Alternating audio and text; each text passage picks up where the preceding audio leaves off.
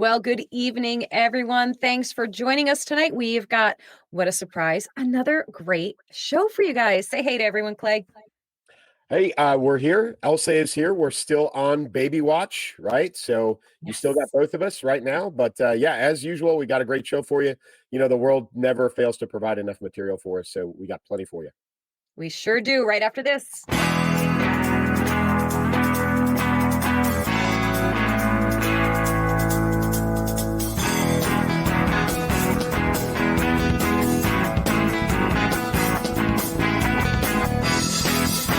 Coming in hot right off the presses here.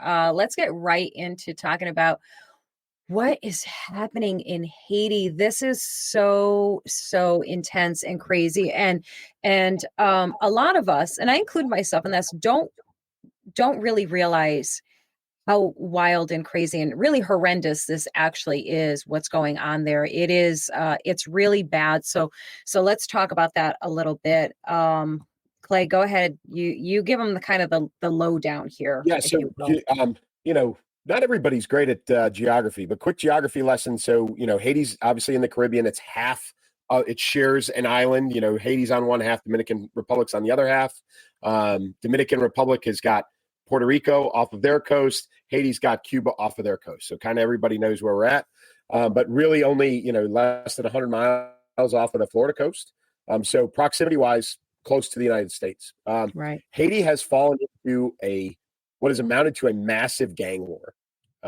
Their president was assassinated in 2021 and has been replaced by an unelected volunteer president. Educated man. I think he's a surgeon. His name actually, I should say was, because he resigned today. Yes. Ariel Henry, I think French pronunciation. He resigned today. And the country has fallen into absolute chaos. There is a guy who goes by the nickname Barbecue, who is the head of, that guy right there. That guy right there. He is the gang leader that they've essentially taken over all the major metropolitan areas, high levels of violence. And what it's doing is it's obviously the normal level. Violence in general is bad, but it's affecting now supplies coming in. It's affecting food availability to normal people on top of the violence that they're all afraid of, plus everybody sheltering in place. It's really, really horrible. And Haiti has been asking for help, not just locally, but internationally. The president actually resigned today from Puerto Rico. So he can't even get back in. He can't get back into the country because they have taken over the airports and the prisons and all of it. So he can't even get into his own country, which is, it's inconceivable, right? To us, it's inconceivable. Yeah, he left and he went to Africa. He went to Kenya specifically. He was asking for UN help to bring in UN troops to be peacekeepers, essentially, to quell some of the violence, but he went specifically to Kenya and then came back, I think he flew into the DR at first in the Dominican Republic, or maybe they denied him entry and he ended up landing in Puerto Rico. But, you know, he has already said that he was going to stay in office until 2025. To provide some stability, and then, you know, a duly elected new president would come in 2025. Now, I'm not, you know, I don't know how viable that really was, but I know that was the public statement. But the barbecue guy, the gang leader, has decided that is not applicable. He's not a fan of it. So they have essentially, as you said, taken over all the ports of entry, all of the, you know, major city centers, and the level of violence is high. And so he contacted today, the president did, as part of it. He acknowledged in a phone call with Secretary Blinken that he is in fact resigned. He's done, but he asked the U.S. for help as well. So that kind of puts us in a spot on what are we going to do and what are we willing to risk to stabilize this neighbor nation in the Caribbean. So what would be the choices in that for the U.S. to do to provide that kind of aid? I mean, because they are essentially in basically a civil war of sorts, right? I mean, this is that's a big thing to get involved in here. There's a criminal element involved because it is a gang essentially, and don't think their goal was necessarily to take over the government. I don't think it was a coup in that sort of thing, but it was in response to the current, recently resigned president, Haiti. And it sounds like his timeline for transition of power in 2025. So that evidently was not acceptable to this criminal element, and they decided to just kind of rise up against the government. Now, we have some precedent. The United States military, going back to 1994, there was a dictatorial leader there that we were going to remove from office, and we were about to do it very forcibly. In fact, I have a number of friends who were at Fort Bragg in the 82nd Airborne Division at the time, and they had an entire brigade, 3,500 paratroopers, rigged up and flying to Haiti to jump in, parachute operation in, to take over that half of the island. This is, we are not screwing around. Now, President Carter got on the phone back in 1994, and he called the president, the dictatorial leader there in Haiti, and said, "Hey, listen, the 82nd is on their way. We are not messing around anymore." He stepped in as a former president, and that guy basically said, "Okay," and he backed out, and they literally turned the planes around and flew him back. Wow. Since then, we've been down there a number of times for humanitarian aid. There was, I want to say it was Christmas time of 2009, Christmas, New Year's 9 to 10. There was an earthquake there. I know we provided some massive relief. Yes. I was at Fort Bragg at the time. We ended up sending some guys down there. I know there was a whole brigade of paratroopers that went down there to help. So we've been down there, in and out of there, a number of times in the last 20 years. So our options are to go there as the United States. That is an option. Another option is to kind of play the UN leader role and throw a card out there and tell the UN to get off of their ass and do what the UN should be doing, which is missions like this. Right. And force that option. But what we can't do based on proximity is sit here and hope that things just work themselves out. Right. Yeah. You're talking about a place that has, like, I think you said, and I think I have it in my notes here, like 20 plus years of political unrest. You have natural catastrophes that have destroyed them and killed, countless numbers of people. I have the notes. I have the amount here. The deadliest earthquake ever, 2010. Killing roughly 250,000 people. I honestly can't wrap my brain around that. An earthquake that killed 250,000 people. I mean, this is just breathtakingly devastating. So you have this place that has, political unrest, natural catastrophes going on, gangs. And now, as far as the gangs, these are some crazy notes that I have here. There's an estimated 200 gangs existing in Haiti, with 23 main ones believed to be operating in the metropolitan area, Port-au-Prince. They controlled, up until recently, they controlled up to 60% of the capital. But that area says it has grown to about 80%. So 80% of their government essentially is being run by criminals. So this is great. Everything about this is so unfathomable, and seems almost impossible to. You would have to force a solution. If we were to come in, you have to force a solution. So you're talking about, obviously, I mean, I don't see another way. How do you get, these are people that just released, all of the prisoners in all of the prisons, just set them free, and they have all combined, like, the gangs are working all together. You never hear that. You don't hear that here. I don't even know what we have for gangs anymore. I know we have them, but I don't even know what they are anymore. But there was never a time, I don't think, where all of the most, prominent gangs in the country decided to say, we're going to all work together and we're going to overthrow the government. We're going to do all of these things. We don't know anything like that. So I don't even understand how to combat that, honestly. Yeah, I think that this, it's got to be a military operation, and it's got to be, because it's an island or half of an island nation, essentially. You're going to have to force your way in, because they're not going to let you walk in at this point. No. I highly, highly doubt that. So now you're talking about a forcible entry operation. So you're either going to talk about, helicopters in, Mhm. parachutes in, sea landing at a port, something like that is going to have to happen. But I don't see this as a permissible entry kind of thing where they just allow you to walk in. And I Right. think it is also going to turn into, at least for a short period of time, a high level of violence. Mhm. These gangs, like you said, there's a lot of them. They control a lot of territory. They're also enjoying a lot of freedom and a lot of power right now, which I Right. highly doubt they're going to readily give up um, without a fight. So whoever goes in there, unless the thought or the idea of the American military bringing to bear what it can scares these guys into submission, Mhm. or likely the UN flat, the white UN with the all that stuff, the blue helmets and all that. I don't know if that's going to scare them into submission. I doubt it. So whoever goes in there has got to be prepared to go in shooting, which is really, really sad because all you're going to do is bring more violence upon that place to bring stability. Sometimes you Right. have to do that. And this is definitely one of those cases because this is not an easy nut to crack. But based on proximity, we can't ignore this. We Right. can't. As the United States, as a leader in the hemisphere, proximity wise to our own coast, we can't ignore this and hope it goes away. It's just not going to work. So what is their and there being barbecue and these gang leaders?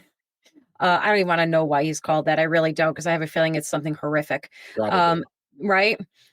So what's their end game? Because it's not like, this isn't a ransom situation where like, all right, we've got your country and here's our demands. They're just simply taking it over and that's kind of it, right? I mean, they're not making demands of any sorts, correct? No, not that I've heard or seen, and also Okay. not. This is not a power play. This is Okay. not, an attempt for them to become the government, to overthrow the Hmm. government. I think, truthfully, it goes back to them being a criminal organization that is enjoying a lot of freedom to do whatever they want to do right now. Hmm. Um, and why would they give that up? Sure. Sure. It's Chicago in the 1920s. I mean, it's the Hmm. gangs are running, they're running the place. Right. It's all the old school, kind of things that you think of, the mafia and during Prohibition, and they're just doing whatever they want to do. Any politicians that still exist or any remnants of the government are probably working for or bought off by these guys or threatened by them to the point where they're just doing what they're told. But I think even Mhm. that is far gone. So I think maintaining the status quo of just freedom to do whatever they want and living in the current chaos is perfectly fine with these guys. That Right. will change as resources start to dry up, though. Hmm. So, as food, as fuel, gasoline, as those resources, which are not great in Haiti, by the way, Right. as those things start to dry up and become less and less available, this will become more critical. And these organizations, even as a conglomerate, gang, whatever you want to call it, they're going to have to start making either some concessions or some demands on somebody because they're going to run out of just about everything, and it's not going to take long. Right. And then, of course, then, you run into then it becomes the conversation of if you cut them off and say, we're not giving you any of the things that you need, you're also cutting off the, millions or, at the very thousands, if not millions of people, innocent people who are Yes. in desperate need of those very same things. So, it's like you said, this is an incredibly difficult situation in every possible way because we and rightly love our humanitarian aid efforts, and oftentimes they're misplaced or displaced or poorly executed, as in the case that we just talked about last week about the airdrop to Hamas or Palestine. And that, of course, was an absolute failure for all the reasons that you laid out, which, if you guys missed it, I'm sure you didn't miss it, but if you did, the logical thing that happens is if you're going to airdrop supplies or get supplies in any way, shape, or form, really, the people that are in power are going to get to them first. And so the people that need them desperately are still not going to get them.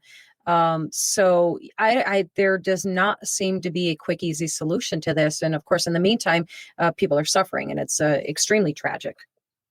Yeah, and so there's going to be a question of what role does Cuba play in this, like the neighbor Mhm. nation in the Caribbean, right? Right. What role does Cuba play in this, if any at all? The Dominican Republic is literally the other side of the same island. What role do they play in this? Are they going to provide help of any kind? They are, you know, potentially an ally or an asset and ability to get into Haiti. I mean, it's easy for the Americans to come in on the Dominican Republic side and then go into Haiti, through that if they decide to. Puerto Rico's right there, obviously U.S. territory. So this is not easy because it's islands, right? Geography matters. But like you said, at the end of it all, there is a population there that is suffering. And the longer that this has been going on for a couple of weeks now, weeks, not days, weeks. So the longer we sit on this and we, there's a lack of action on our part or on the United Nations part, the more people are suffering and dying down there in Haiti, innocent people. And it's really just not right. I mean, we've got our noses in the Ukraine. We've got our noses in Israel. And really, it seems like every other thing on the planet except for what's closest in proximity to us right now, which is what's going on in Haiti. Right. And there is going to be some call to action here for, all of the obvious reasons and, calling on those rightful, compassionate sentiments that, you have to do something. If you're capable of doing something, you have to do something. As you just pointed out, which is a really important thing to point out, this is a close neighbor here. This isn't, far, far away. This is very, very close. So, we're going to keep watching this one because it's, it's sad and scary. And, I think, do I have that picture? Let's see. This is just a glimpse of what these people are living and what they're dealing with. And that is, talk about despair, just talk about a scene of despair and hopelessness. And, if you have a heart, it breaks for these people. It really does. Yeah. And not to drag out the point, but you brought it up earlier. So there's 30 years of political unrest. There's, they're in the Caribbean, so every time a hurricane rolls through, they get battered. Plus, you had the earthquake in late 09, early 10, and then on top of it, whether people know it or not, Haiti was I think the Western Hemisphere AIDS capital for a very, very long time, right? So it was rampant on their side of the island, and it really was. So add that on top of everything else, right? And now they've got this. So it's a population that really, really needs a helping hand. And unfortunately, I think this is going to take a little bit of violence to solve this problem, at least in the short term, to kind of get things back to stable, which is what those people deserve. Oh, yeah. Yeah, absolutely. It's probably just a question of who's going to be the one to bring the hurt, right? Like who's going to be the one. And I don't know who draws the straw on that one. Yeah, I don't know. I don't know either. So, to state the obvious, guys, we'll keep an eye on this one. We'll keep watching it. And we always invite your comments and opinions and thoughts on each of the topics that we bring you. And we'd love to know your thoughts on this one in particular. What's your answer? What's your, do you see a solution? Do you see a resolution of this that maybe doesn't involve force? I can't see it. I can't see it not involving force. No. Like you said, we're talking about, hardened criminals who are enjoying their reign of power right now. So what do we do? What do you do? What do they do? But which one are we moving on to, Clay? All right, let's bring it a little closer to home. Yeah. Right. So we, you and I have not discussed January 6th on this show at any length at all. We really haven't. You're right. We really haven't. And, but today, well, not today, I think it came out yesterday. I saw it this morning headline, there is now, this is not a conspiracy theory. This is coming to light that there is now evidence that has been suppressed by the January 6th committee of President Trump, encouraging and offering National Guard troops for the Capitol on that day. Prior to that day, but for that day, for security, additional security. So what does that mean? Well, it means he clearly, if he was offering and encouraging more security, he clearly wasn't looking to incite a government overthrow on that day. Changes puts the whole narrative right on its head, right? Out the window, gone, blown away to smithereens. And, one of there's so many notable things about this, but that, Liz Cheney was one of the significant people who said that did not exist, that didn't happen, didn't exist. We know nothing about it. And now we have direct, statements and proof that are completely contrary to that. And, to make the understatement of the day, certainly paints her in an extremely bad light and will do her no service whatsoever. Just out of curiosity, and the thought just came to my mind, is there, and there probably isn't, is there any legal ramifications to her? I mean, she lied. That's a lie. That's a willful lie, right? No legal ramifications for that, I'm guessing, right?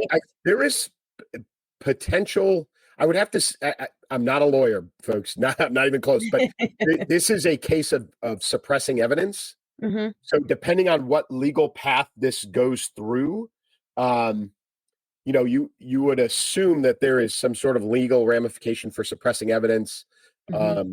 which would fall on specific individuals, but probably on the committee as a whole. Okay. I don't know how that would play out and at what level of court that would play out, because she did it as a Congress person on a committee on Mm-hmm. behalf of the federal government. That one's a tough one. I would imagine there's legal precedent out there. I would bet if you kind of look back to Watergate or something like that, you'd probably find it. But the immediate part of it is all of the things that everybody's been kicking down the road, the conspiracy theories about January 6th, right? It's Right.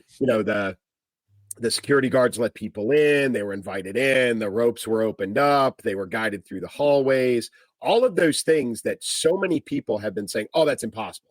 Oh, that never happened. Oh, that's bogus. It's bullshit. Blah, blah, blah, blah.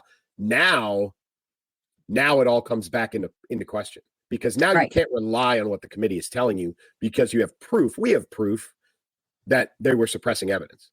Right. So now you re-question everything. Sure. They had some, as much as people didn't want to believe them, you had no reason to believe them other than personal opinion, or reason not to believe them than personal opinion.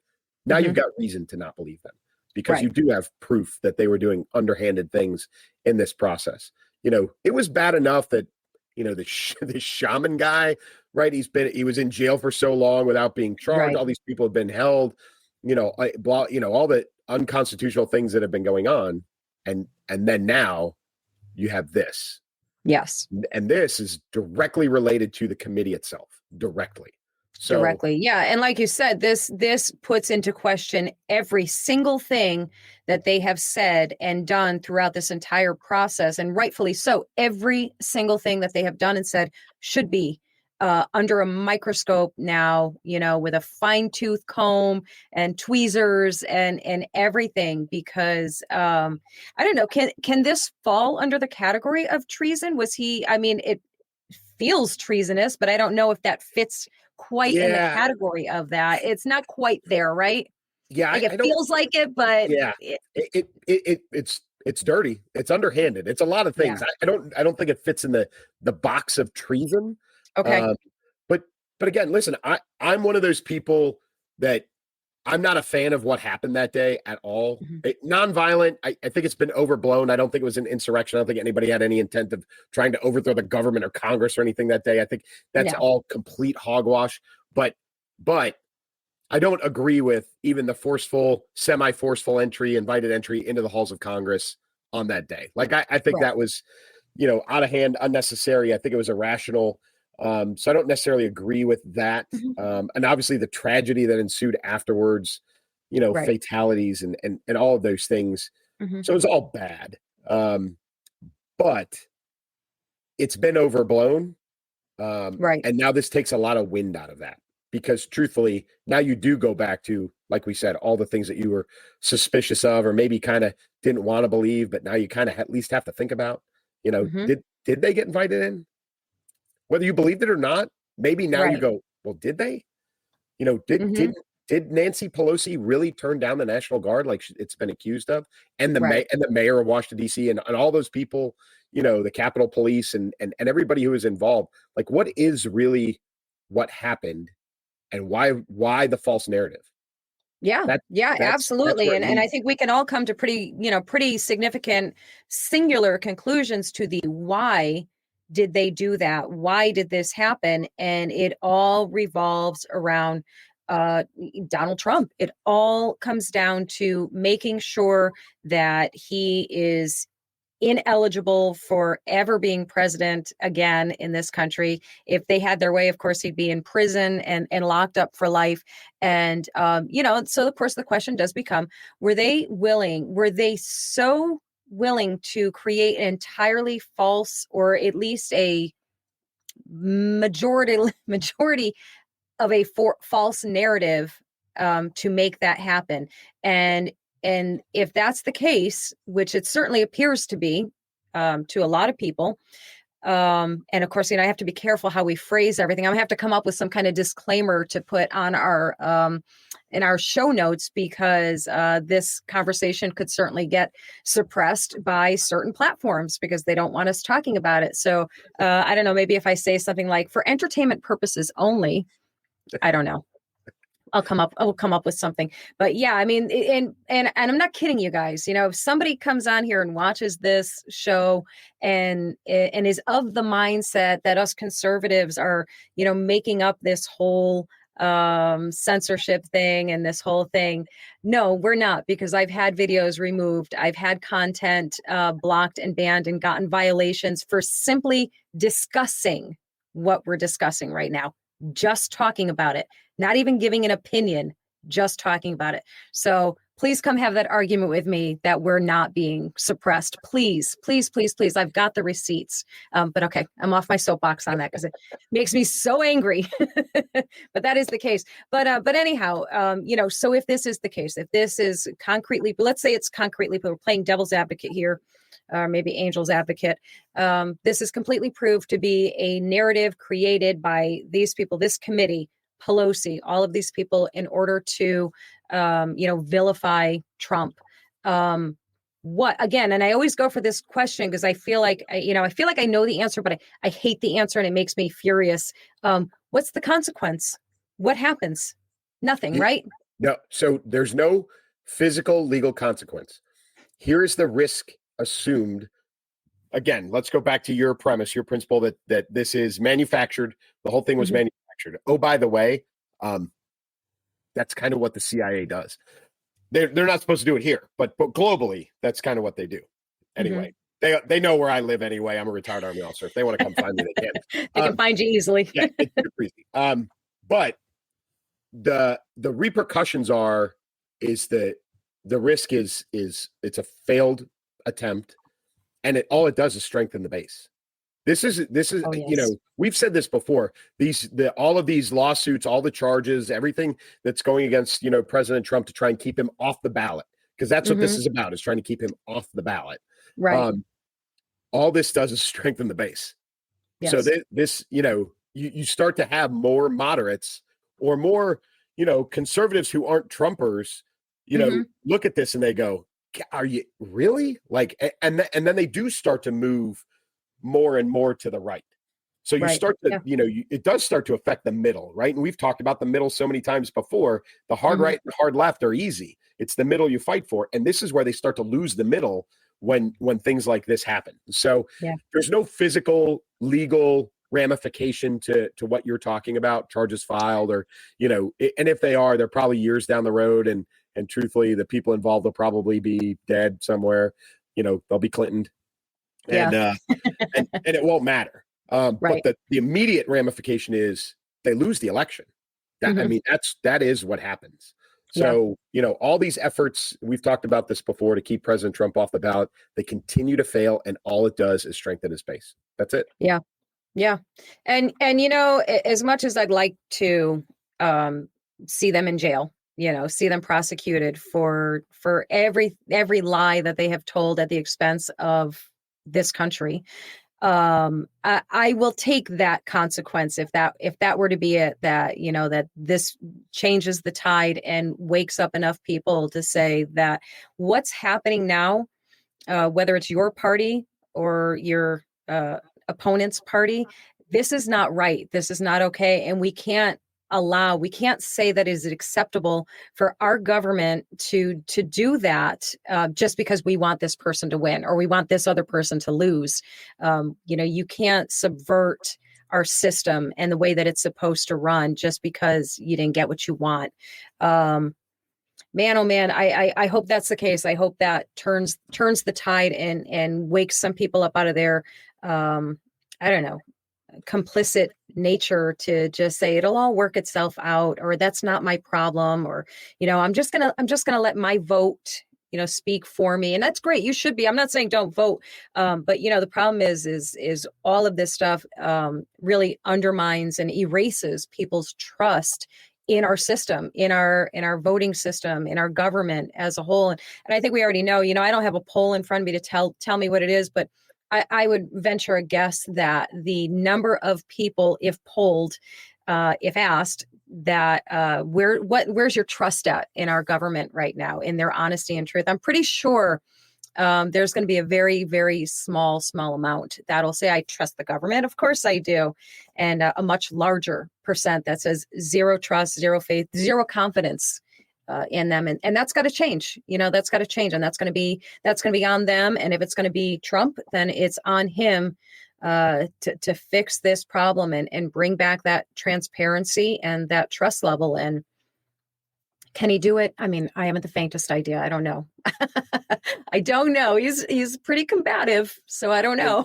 And we're going to talk about the in a little bit, we're going to talk about the failure to unite that happened earlier this week. But before we get to that, let's talk about some global politics and really a failure by the administration right now, because they're riding the fence. And so what we've got going on right now is Benjamin Netanyahu, lovingly known as Bibi, the leader in Israel, the elected leader in Israel. What has been expressed by the president and the administration is that, they believe in Israel and Israel's right to defend themselves. However, they do not support Netanyahu and the way that he is governing and his efforts in the occupied territories, in Gaza and so on and so forth. And oh, by the way, they're also, as we talked about last week and even earlier in the show, we talked about, us dropping aid into Gaza to help the Palestinian people, which, we all know how that ended up. I mean, it actually was even worse than when we recorded last week, because I don't know if you saw it. There was a failed drop where there was a parachute failed on one of the pallets and it landed and it killed 5 people. I did see that. I did. Yeah. Yes. It was even worse than we imagined. And we talked about last week on Tuesday, if that's even possible, but that did happen. So really what you've got is Netanyahu coming back and saying, listen, I'm the elected leader of Israel. The people here in Israel like the way that I'm doing things. They support the way that I'm doing things. And really, United States, I expect more out of you. I expect better out of you as an ally. I don't expect you to play both sides.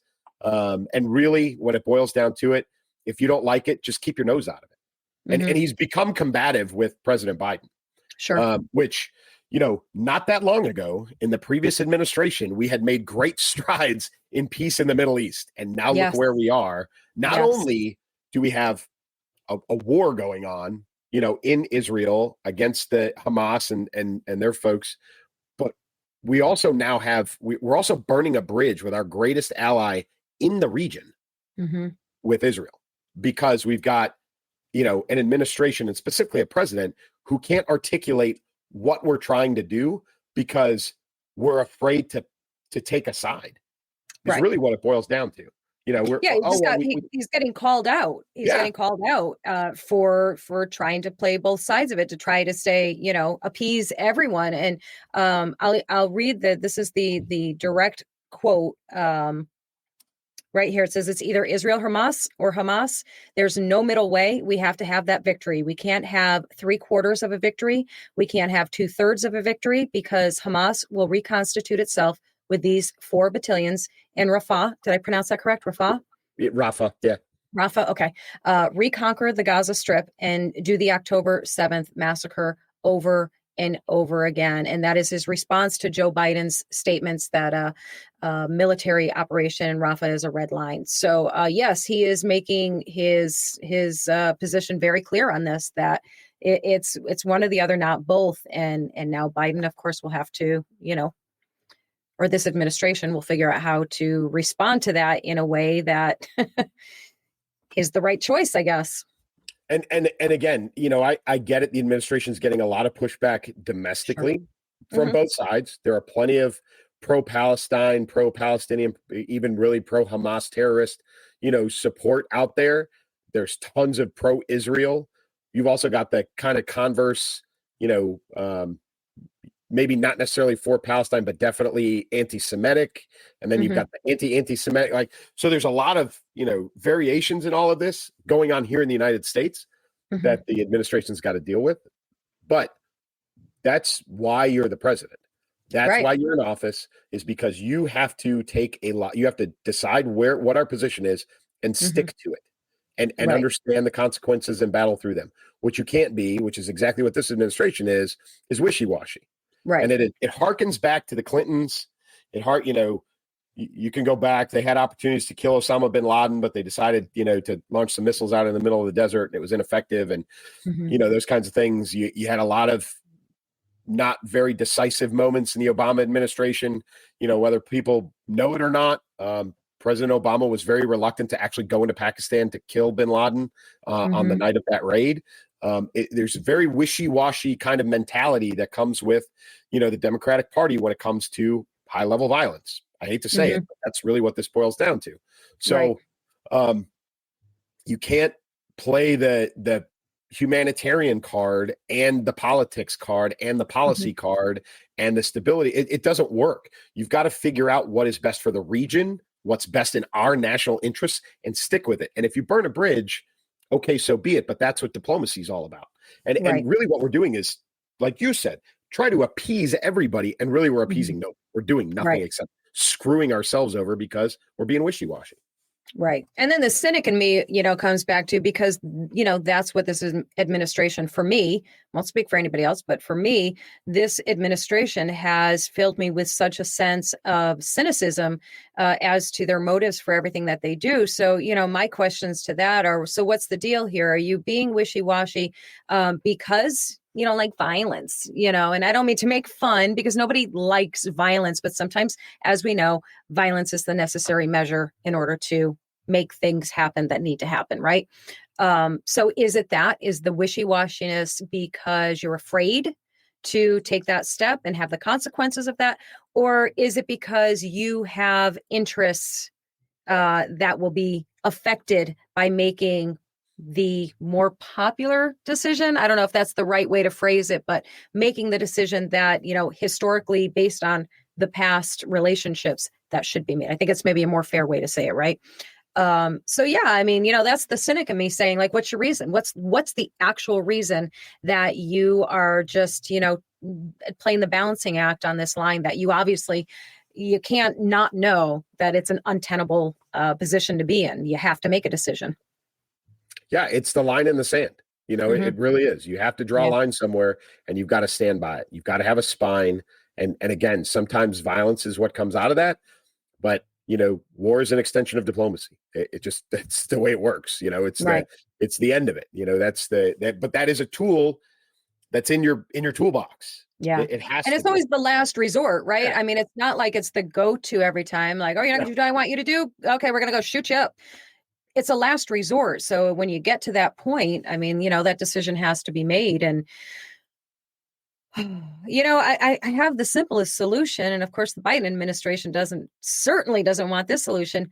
Go and do whatever Trump was doing, because as you mentioned, during his administration, peace was, if not fully brokered, it was definitely on the table and happening. I mean, the guy was actually, I don't know who knows this or remembers this or maybe even believes it. He was being nominated for a Nobel Peace Prize. Sure was. For his work. Yep. Not just once, but multiple times. Yep. How quickly that gets ignored and erased, and the blind, that didn't happen. No, it happened. It's real. He did. And it was because of what he, had done during his time. And like you said, it was like within seconds, it felt like, of Biden being in office and that administration running the show, everything went to shit, like, rapidly. So I don't know. I'm just saying, go do what he did, and things will be okay again. and listen, we didn't like it as Americans. We don't like it when other countries stick their nose into what we're doing, right? We got all I'm pretty sure there was some trials and some other things. We were talking about Russian interference in our elections, right? There were some things that were Right. manufactured, whatever. Essentially, that is what the president is doing when he says we support Israel and their right to defend themselves, but we don't like the way Netanyahu's doing business, and they make it public. And it's not a closed door discussion with Bibi to say, hey, man, this is what you're doing. Whether you agree with it, whether you and I agree with it or not, if the president doesn't agree with it and he has a closed door with him and he says, you need to tone things down, or, hey, we're not really on board with this and we're going to have to back away with our support. And you do that quietly and you do it behind closed doors. That's diplomacy. You don't do it in the State of the Union, which is kind of where we're going next. But that is not the place that you do this. You don't do it in public without giving Israel the opportunity to respond, or at least, defend their position. So it's poor politics all the way around. Yeah. But here we are. And again, going to the State of the Union. You want to talk about poor politics? You want to talk about the great uniter who did nothing close to uniting for however long it was? Right. Give me your initial reaction. Okay. So I forced myself, and I mean forced myself, to sit through that whole thing. And I want to first and foremost tell everybody that once again, Clay called it. Clay said they were going to, and you don't believe me, go back. I'll find you the episode. I'll tag it in the comments if I remember. Clay said that what they'll probably do is fill up a lot of that time with the, gratuitous applauding and cheering and clapping.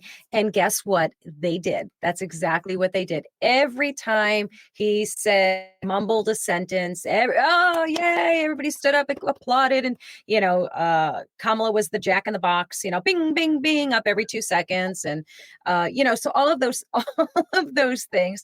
But what I did, this is very cheeky, guys, and some of you may have already seen this. I did my own recap of the State of the Union, and we're gonna play it for you guys. Here it is. It's like under a minute, I think.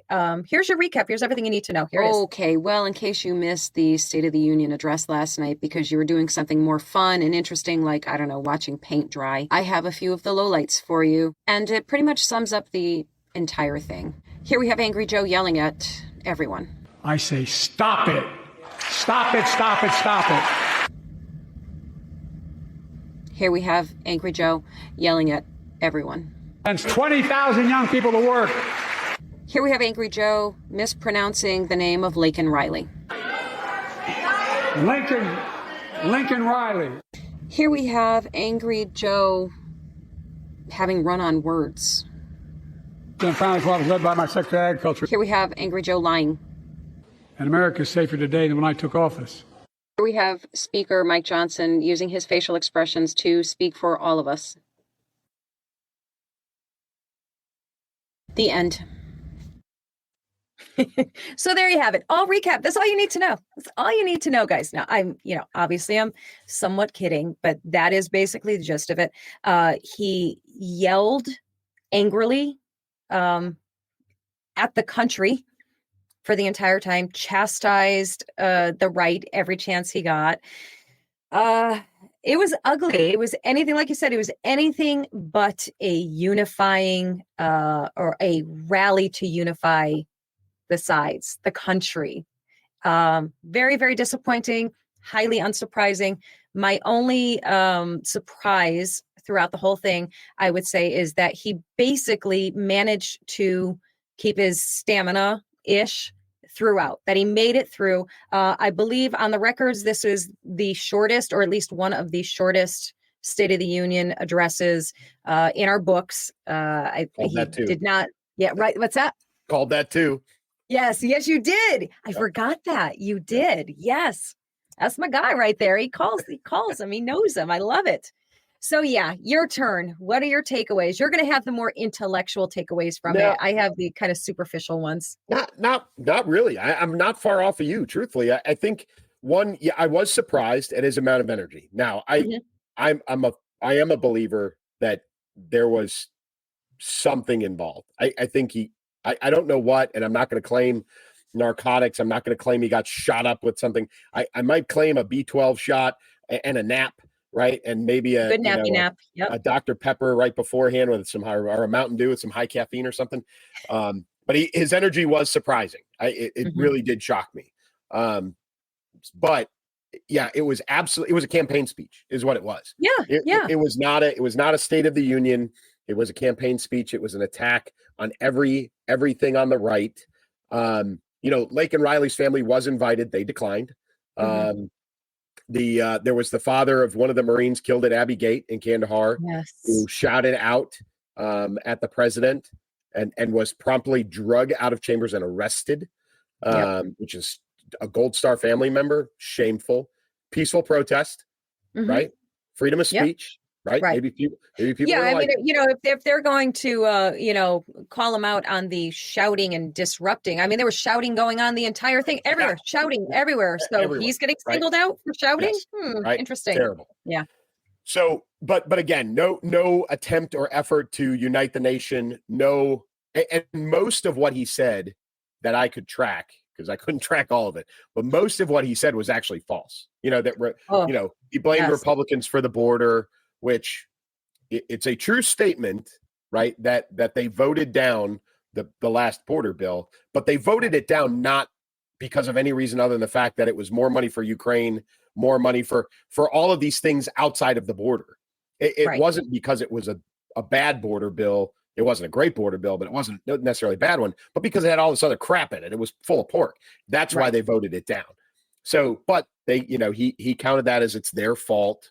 You know what I mean? It was like every opportunity he had to blame Republicans, he blamed Republicans. So it was a campaign speech. It was poorly executed. Everybody saw through it. I don't think anybody, he didn't sway anybody. That's for damn sure. Definitely not. No, in fact, he probably made things worse for himself. But I think the biggest surprise for everybody was everybody expected him to stumble and mumble, and there wasn't as much of that as what I think everybody, including myself, anticipated. So that was a little bit shocking. But he was definitely angry Joe, get off of my lawn. He was that guy, which didn't do anything for anybody. It was actually embarrassing, and it was probably, for everybody who doesn't like and didn't like mean tweets from President Trump, that was a 55-minute mean tweet from President Biden. That's what it was. It was, that's all it was. It was name calling. It was blaming. It was finger pointing. It was everything but giving us a legitimate read on the state of our nation, which is exactly and only what that speech is for. Right. Outright combative, like, turning to, to the Republicans there is, oh, you don't like that, huh? You don't like it. What are you going to do, Joe? You going to go out there and fight him? Like, put up your dukes. What? You kidding? And he said that multiple times. He's literally made physical threats, trying to goad people into it. And you're right. It was childish at points. Really, really bad. Yeah, it was, yes. Yeah, no surprises in it other than the one you pointed out, the one we agreed on, that just absolutely stunned that he made it through and was generally coherent, yelling all his points. Definitely had, his enunciation is always garbage anyhow. So, that's just is what it is. But, I did not hear his stuttering problem that he's supposedly had lifelong. It's funny how that comes and goes. Weird. Yeah. Just saying. It's an ailment of convenience. Yes. So yeah, that was and that seems to be the consensus. I mean, you have your diehard, whether they're diehard never Trumpers or they're somehow actual diehard Biden fans. I don't understand how that's a possibility. But yeah, they're of course saying it was wonderful. He did a great job. Yeah, it was terrific. They're just lying. They're just saying words for the sake of saying words. And his other gaffe, besides mispronouncing, besides all of the lies, and besides that's not a gaffe. Right. That's not a gaffe. And besides mispronouncing Lake and Riley's name, the one that got him in hot water with his own crowd there was referring to the guy as the illegal. So he had to backpedal on that and talk about how freaking offensive is that whole thing. Goes out nationally to apologize for calling the murderer an illegal. says nothing about the fact that the illegal murdered a U.S. citizen. Like, no apology to the family of the murdered girl, an apology to them, to the illegals, or, as he corrected himself, the undocumented illegal. He said it right the first time, and they got mad at him, and he had to, apologize for it. But yeah, it's it goes back to the Israel thing. It's that I don't want to offend anybody. I don't want to upset anybody. Mm-hmm. I don't want to upset the violent criminal that killed an innocent girl by calling him the wrong name. Seriously, give me a break, man. Can you imagine? I'll be a little bit more vulgar. Grow a set of balls. Like, come on. Like, really? Like, man up. Like, show some toughness, and not threatening people like an old man with a cane, but show a little bit of moral, courage. He has none. He has zero. None. He's just he just showboats and postures, and just generally makes an ass of himself, and gives people like me lots of material for content, for videos. So thanks, Joe. Thanks for that, at least. Right? Yeah, keeps us talking, keeps us in business. But we've got one more. We have one more. One more guy with a questionable, morality. Jimmy Kimmel. Like, I can't believe. Was it the Golden Globes that Kevin Hart got booted off of for a 12-year-old tweet? Yes. Right? Yes. Right? Yeah. Made him apologize, all these things, blah, blah, blah. And the Oscars keeps bringing back Jimmy Kimmel, the blackface, the guy who used to wear blackface and hosted the Man Show, of all things. Like, misogynist blackface guy, and they keep bringing him back, and nobody says shit. Like, nobody says anything. Like, what does he have on these people? He must have some good dirt. Like, he must have like a hidden safe somewhere full of like documents and files, and I don't know, because he's not funny. Like, he's not even vaguely funny. I have never laughed at anything Jimmy Kimmel has ever said. And granted, I don't watch him, but I remember the Man Show, and how him and Adam Carolla have gone in such wildly different, like vastly different paths is just wild, so wild. He is not a funny guy. He is the guy that did not get canceled for doing, like, in their mind, one of the most extremely bad things you could ever do. And I'm not saying blackface is a good idea by any means. But they have canceled people for way less than that, and he gets a pass. So I would really love to know what Jimmy Kimmel has over these high level people. But guys, if you haven't figured out, if you didn't happen to notice on the bottom, we're doing the 2024 Oscars recap, and our version of the recap is really just about trashing that whole entertainment lane, because Clay and I already discussed that neither one of us watched it. I won't watch it. You won't watch it. I have zero interest in watching a bunch of overpaid, pampered, spoiled, crybaby whiners pat each other on the back and give each other awards. I love, and I will say the counter to that is, I love movies. I love entertain. Like, I truly do. And I have heard amazing things about Oppenheimer. I've heard that was phenomenal. I'm not saying that I wouldn't see it. I'm not a big boycott person. I'm not interested in cancel culture. If I don't like something, I simply won't partake in it. Simple as that. I don't need to tell anybody else what they should do or not do. But I haven't watched any of these things because I'm just simply not interested in it at all.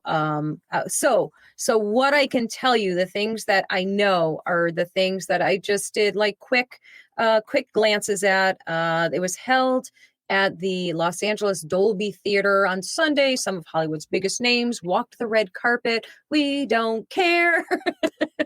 I used to love, so that's the sad thing. I used to actually love watching all that stuff. I used to love, I'm a girl's girl. I used to love the gowns and the elegance and the beauty and the pageantry of all of it.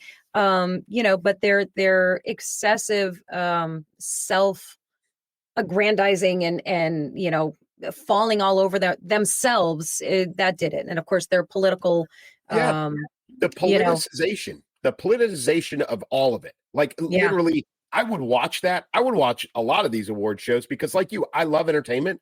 I love good television. I love great movies. I even love, I don't love modern music, but I like music in general.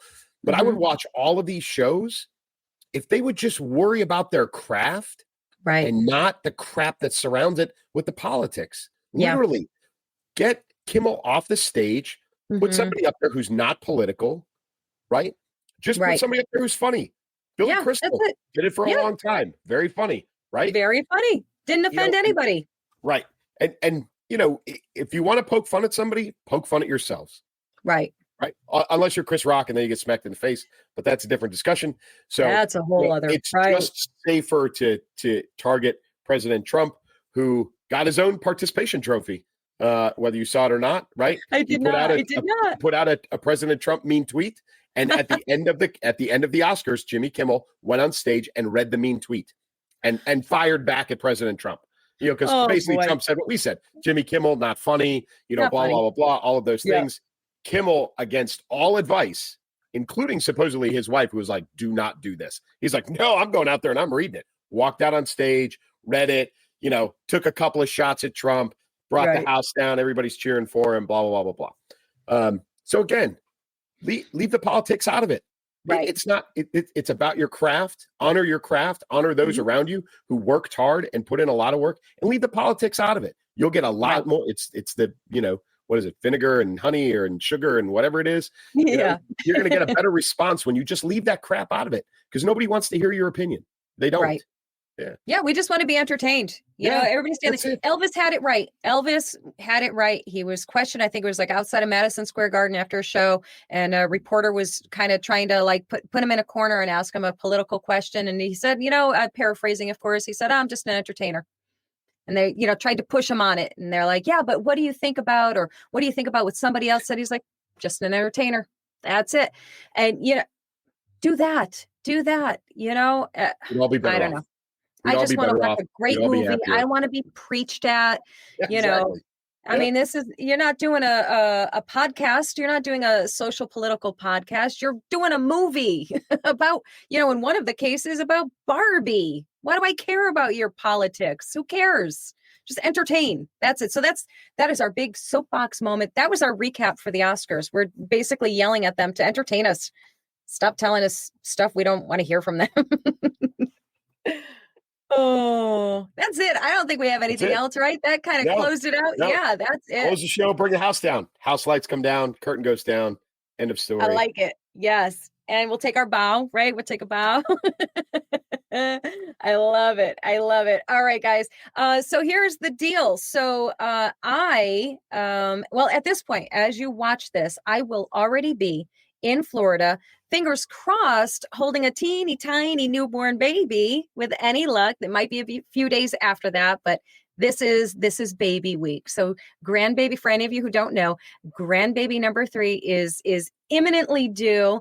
And Clay is so gracious. He's going to take on the show for the next probably like 2 weeks, I'm thinking, right? Sound okay to you? So the next 2 episodes, Clay is he is running the show.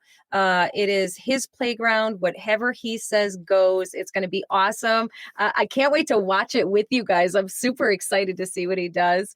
I know it'll be great. He's done it before. This is like nothing. He could do this in his sleep. So all good. So a thank you, Clay, for holding down the fort for me. I so appreciate you doing that for us. It's why we're a team. It's what we do. Yes, indeed. All right, guys. So I will. To you and the family. Thank you. Crossing fingers, praying for you. Hope all goes well. Thank you so much. I appreciate it. And maybe I'll sneak in a little snippet, a little quick video when baby is here. I'll maybe drop it in there. We don't show the kids on camera publicly, so you might just see the back of the baby's head, but you'll see that I'm holding it. So we'll see. You'll know when you know. But thank you guys. Love you tremendously. Appreciate your comments and your input. Always feel free to jump in there and share with us your thoughts. Clay, as usual, please close them out. Hey, good luck to you, and we'll see you in a couple of weeks, however long it takes. I got it from here. You just take your time, be with the grandbabies, and for everybody else, I will see you next week, and keep moving, keep shooting. I love it. Take care, guys.